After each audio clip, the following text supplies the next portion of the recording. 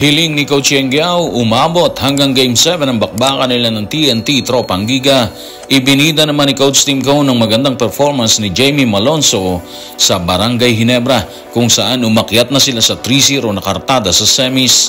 Si Justin at RHJ, posible nga ba sa finals? At bunga ng pananalasa ni Kevin Kembao sa KBL, hinihiling ng ating mga kababayan na magawa niya ang lahat ng ito sa paparating na laban ng Gilas hanggang sa World Cup. Tutukan po natin ang lahat ng yan. Pero bago yan, pakisubscribe, like and share na lang muna para pareho tayong updated. Matapos ang 3 bakbakan sa court, nagtala ng isang panalo ang rain or shine ni Coach Yengyao. Bagamat kumamada ng malalaking punto si RHJ, RR Pugoy, Calvin Optana at Poy Eram ng TNT, hindi nagpatinag ang grupo ng rain or shine hanggang sa dulo ng laban, dahilan para makuha nila ang unang panalo sa semis. Tanong, ano ang inaasahan ni Coach Yengyao sa pagkuha ng unang panalo versus TNT Tropang Giga? Tutukan natin si Coach Yeng sa report ni Ruben Terrado sa Spin. Umaasa kami na maipupush namin ang bakbakang ito sa isang mahabang series. Kahit paano ngayon nakatuwan na kami Ibig sabihin minimum of 5 games na to, di ba? Gusto namin umabot ng 7 bakbakan to. Well, alam nyo, kahit anong sabihin, malaking kawalan talaga si Jason Castro sa bakbakan ngayon sa semis. Pero andyan na kasi yan wala na silang choice kundi mag-move on, di ba? Yung labang kagabi, medyo naging controversial po yan. Bunga ng banggaan ni Poy Eram at ni Kubuntin, di ba? Pero base naman sa kanila, friendly fire lang yun So balikan natin ng rain or shine at yung pahayag ni Coach Yeng. Gusto nilang umabot ng Game 7. Tingin ko ngayon, nakukuha na nila yung tamang formula nila sa laban. Nabaliwala kasi yung malalaking puntos ni RHJ, ni Pugoy, ni Eram at ni Oftane. Lahat sila double digit, di ba? Unang tingin natin, sinunog ng rain or shine sa tres ng TNT.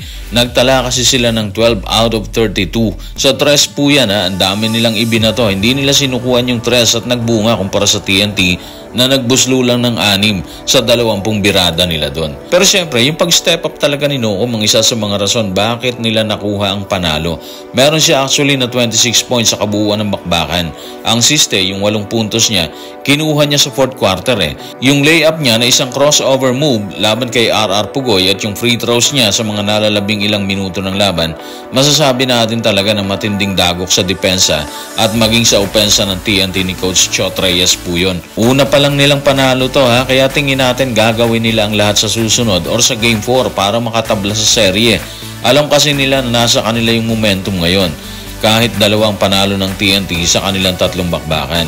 Yun yung nasa isip ngayon ni Coach Yeng, ang pahabayan ng series and of course samantalahin ang pagkawala ni Jason Castro na malaking kawalan sa TNT Tropang Giga bunga ng injury. Kung nagtala ng isang panalo or unang panalo ang rain or shine laban sa TNT Tropang Giga, umakyat naman sa ika-3 panalo ang Barangay Ginebra. Sa panalo ay matulis na ibinandera ng grupo ni Coach Tim ang pananalasa ni Jamie Malonzo na naging matamlay sa kampanya ng Gilas sa nakaraang qualifiers. Tanong, ano ang masasabi ni Coach Tim sa naging performance ni Jamie Malonzo? Tutukan natin si Coach Tim sa report ni Romel Fuertes Jr. na Inquirer. Nagkaroon na ng kumpiyansa si Jamie Nagpatuloy ang kanyang laro at naging magandang pakiramdam niya. That makes all the difference in the world. Magpapasok ka ng katulad ni Jamie na umaapaw ang talent at iaangat niya ang buong kupunan. Grabe si Jamie kagabi Nagtala siya ng 25 points, 8 rebounds, 1 assist and of course meron siyang 3 turnovers. Pero ang matindi kasi sa kanya, sa laban ng Ginebra sa Game 3, yung mga ibinato niyang tres, 4 out of 5 si Jamie sa tres Ibig sabihin meron siyang 80% sa pwesto po na yon. Bukod dyan, 50% naman siya sa 2-point area, 3 out of 6 at kinuha niyang stats na yon sa loob lang ng 23 minutes sa court. Obviously, malaki ginawa ni Jamie Malonzo, di ba? Pinatunayan niya na andun pa rin sa kanya yung spirit ng Barangay Ginebra. Medyo sayang lang kasi hindi siya nagamit ng mabuti sa kampanya ng Gilas dito sa qualifiers at kahit sa Doha kung saan nakakuha ang Gilas ng 4 na magkakasunod na pagkatalo.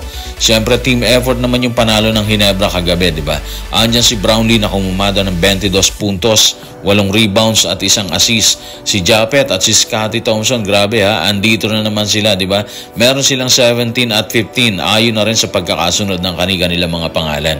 Kaya makikita mo talaga na yung grupo na sumabak sa qualifiers, sila ang inaasahan pa rin ni Coach Tim at nagdi-deliver talaga sila. In short, hindi naging malaking factor ang sinasabi ng karamihan na pagod sila sa pinagdaan ng bakbakan.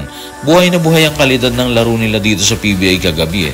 Tinambakan pa nila nangungunang kuponan sa elimination ng Northport, kung saan nagtala ng 0-3 na kartada sa kanilang kampanya dito sa semis. Sa panalo ng Ginebra kagabi, isa na lang yung kailangan nila. Nasa finals na naman sila, di ba?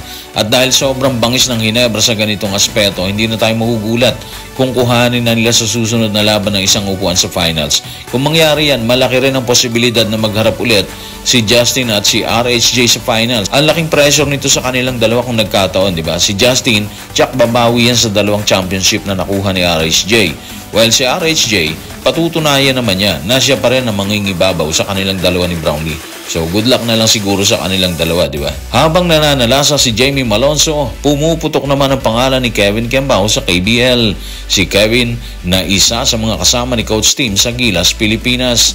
Ayon sa naitalang performance, isa siya sa mga rason bakit nakuha ng Goyang Song ng Sky Gunners ang ika-14 nilang panalo sa KBL. Bunga niyan, na-excite ang ilan nating mga kababayan kasabay ng panawagan na magawa sana ito ni KQ sa susunod na assignment ng Gilas, Pilipinas. Narito ang kanilang pahayag. Tutukan natin si Monet Bautista sa official FB page ng One Sports sa comment section. Sobrang kailangan gawin mo yan sa Agosto at bigyan ng pagkakataon ng Gilas, Pilipinas na makapasok sa FIBA World Cup. Manatili ka lang na nasa forma at good luck. Actually, totoo po yung sinabi ni Miss Monet. Sobrang kailangan si KQ sa susunod na assignment ng Gilas, Pilipinas. Well, ando naman siya talaga. Hindi naman siya nawawala sa hanay ng Gilas. Ang problema kasi hindi siya malimit makakuha ng minutong kailangan niya para mailabas yung kanyang talent. Okay, ando na tayo. Naipasok naman siya ni Coach Tim bilang first five nung huling game nila sa qualifiers versus New Zealand. Ang siste, hindi niya nakuha yung kanyang rhythm. Hindi niya nakuha yung kanyang forma. Sa totoo lang iba kasi ang international na competition kumpara sa liga ng PBA or sa KBL. Bansa sa bansa kasi FIBA, di ba? Kaya sobrang pressure ang dala nito sa player. Dahilan po yun para hindi kaagad makapag-adjust sila sa sitwasyon. Kung makikita natin, tumitira naman sila pero hindi pumapasok yung mga tira nila. Ang paliwanag doon is sobrang pressure ang dala-dala ng competition. Nagpe-perform naman sila ng maayos sa kanilang mga liga like sa PBA, KBL or doon sa B-League. Bukod sa dalang pressure ng bakbakan, malaking factor din talaga yung pagod sa biyahe, walang tulog or kulang sa tulog. Iba kasi oras sa ibang bansa kumpara sa atin. So yun siguro ang isang malaking rason bakit magandang ipinapakita ng player sa lokal na liga kumpara sa FIBA. And tama si Miss Monet doon kailangan talaga si KQ or si Kevin Kembao or kailangang magawa ni Kevin Kembao ang ginagawa niya sa KBL.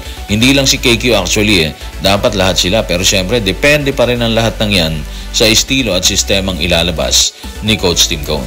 So guys, maraming salamat.